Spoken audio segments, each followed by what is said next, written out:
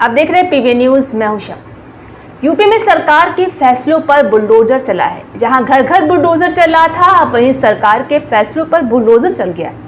आपको बता दें कि यूपी में अपने फैसलों पर अडिग रहने वाली बीजेपी की योगी आदित्यनाथ सरकार दो मुद्दों पर अपने कदम पीछे खींच रही है। जी हां, यूपी में योगी बाबा का बुलडोजर अब अवैध कब्जों की जगह सरकारी फैसलों पर चलने लगा है। बता दें कि लोकसभा चुनाव में यूपी में राष्ट्रजनक प्रदर्शन के बाद ये पहली बार है जब सरकार दो अहम मुद्दों पर पीछे हटने का फैसला लेते हुए जनता के साथ खड़ी हुई नजर आई है।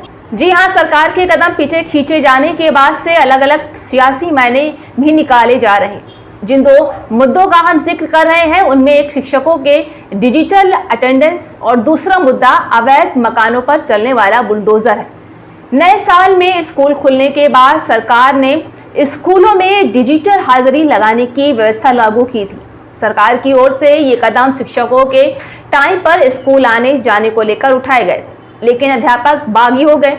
स्थिति ये हो गई कि शिक्षक स्कूल छोड़ धरना प्रदर्शन पर उतरा। दूसरा मामला सीधे तौर पर यूपी की राजधानी लखनऊ से जुड़ा है, जहां पिछले कुछ दिनों से चलाए जा रहे अतिक्रमण हटाओ अभियान पर रोक लगा दी गई है। जी हां, जुलाई में ही लागू हुई थी ये डिजिटल अटेंडेंस की व्यवस्था, जो अब वापस ले ली गई। सबसे पहले बात शिक्षकों के डिजिटल अटेंडेंस की करते हैं, जहां सरकार ने इसी साल इन स्कूलों के लिए एक आदेश जारी किया था। इसमें कहा गया था कि 5वीं और 8वीं क्लास तक के स्कूलों में सभी शिक्षकों को अपनी हाजिरी ऑनलाइन लगानी होगी। इसके लिए सरकार ने एक पोर्टल भी तैयार किया था। जैसे ही शिक्षा विभाग की ओर से यह आदेश जारी हुआ, शिक्षक बगावत पर उतर आए। शिक्षकों का कहना था कि हाजिरी के लिए जो नई व्यवस्था की गई है वो उनके लिए अनुकूल नहीं है। कई शिक्षकों ने पोर्टल में आ रही दिक्कतों का हवाला देते हुए डिजिटल अटेंडेंस की व्यवस्था का विरोध भी किया था। बता दें कि सरकार ने डिजिटल अटेंडेंस की जो नई व्यवस्था लागू की थी उसके लिए किसी बायोमेट्रिक मशीन की जरूरत नहीं थी। डिजिटल हाजिरी लगाने का काम शिक्षकों के मोबाइल से ही होना था, लेकिन दिक्कत ये थी कि वो तभी होगा जब शिक्षक स्कूल में मौजूद रहेगा। मतलब जब तक मोबाइल स्कूल वाले लोकेशन पर नहीं जाता है तब तक हाजिरी नहीं लगेगी। पोर्टल को इस तरह से डिजाइन किया गया था कि स्कूल की लोकेशन लेने के बाद ही शिक्षक उसमें लॉगिन कर पता लगा सकेंगे, और लोकेशन वाले पोर्टल को लेकर शिक्षकों को कान खड़े करने होंगे। तो शिक्षकों ने पोर्टल के स्लो चलने की शिकायत की तो कुछ ने उसमें गड़बड़ी की बात कही। वहीं दूसरा सबसे अहम फैसला लखनऊ में चल रहे अतिक्रमण हटाओ पर आया है। योगी सरकार ने कुछ हफ्ते पहले ही कुकरैन नदी के किनारे रिवर फ्रंट डेवलपमेंट के नाम पर अतिक्रमण हटाओ अभियान चलाया था। अतिक्रमण में आने वाले कई मकानों पर लाल निशान लगा दिए गए थे। लाल निशान लगाए जाने के बाद लोगों को लगने लगा था कि अब उनका आशियाना बचने वाला नहीं है। निशाना लगाए जाने के बाद लोगों के बीच में लगातार गुस्सा भी भड़क रहा था। सरकार के फैसले के विरोध में कुछ लोग रजिस्ट्री के कागजों को गेट पर चस्पा कर भी खड़े हुए थे। इंप्रेस नगर में भी कुछ ऐसी ही स्थिति देखने को मिली थी। कहीं ना कहीं लोगों के बीच में सरकार को लेकर गुस्सा भी बढ़ रहा था। जनता में गुस्सा को देखते हुए सीएम योगी आदित्यनाथ ने अतिक्रमण हटाओ अभियान पर रोक लगाने का फैसला ले लिया। खुद सीएम ने एक्स पर पोस्ट करते हुए कहा कि लखनऊ में पंतनगर हो या इंद्रप्रस्थ नगर, यहाँ के हर निवासी की सुरक्षा और संतुष्टि हमारी जिम्मेदारी है। कुकरैन नदी पुनर्जीवन परियोजना से प्रभावित परिवार निश्चित रहे। निजी मकानों पर चिन्हीकरण का कोई औचित्य नहीं था। ऐसा करने वालों की जवाबदेही तय की जाएगी। जहाँ संबंधित अधिकारियों को क्षेत्रीय लोगों से मिलकर उनका भय और भ्रम दूर करने और वहां पर जन सुविधाओं की विकास को लेकर निर्देश भी दिए गए।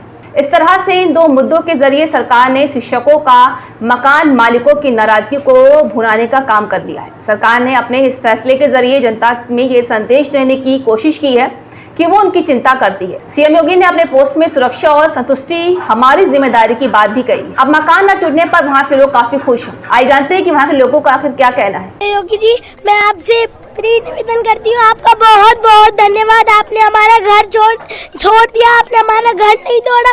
हमारे माँ बाप के ऊपर आप ही के हम जब मैं IAS बन जाऊंगी बड़े होके तो मैं जरूर आपसे मिलने आऊंगी और आप हमसे आके मिलिए। हम आपसे धन्यवाद कहना चाहती हूँ। और आपने हमारी नई जिंदगी बनाई है, हमारा घर नहीं तोड़ा है, आपने हमारी जिंदगी बनाई है। नहीं, आप लोग को पंतनगर को अडॉप्ट कर लीजिए। आपसे हमारा यही निवेदन है। आपका बहुत बहुत धन्यवाद योगी जी, आपका बहुत बहुत धन्यवाद। आपने हमारा घर बचा लिया, बहुत बहुत धन्यवाद योगी। बहुत खुशी, कहने के लिए कुछ है ही नहीं। इतना सगुफ्ता नाम है मेरा, बहुत खुश है।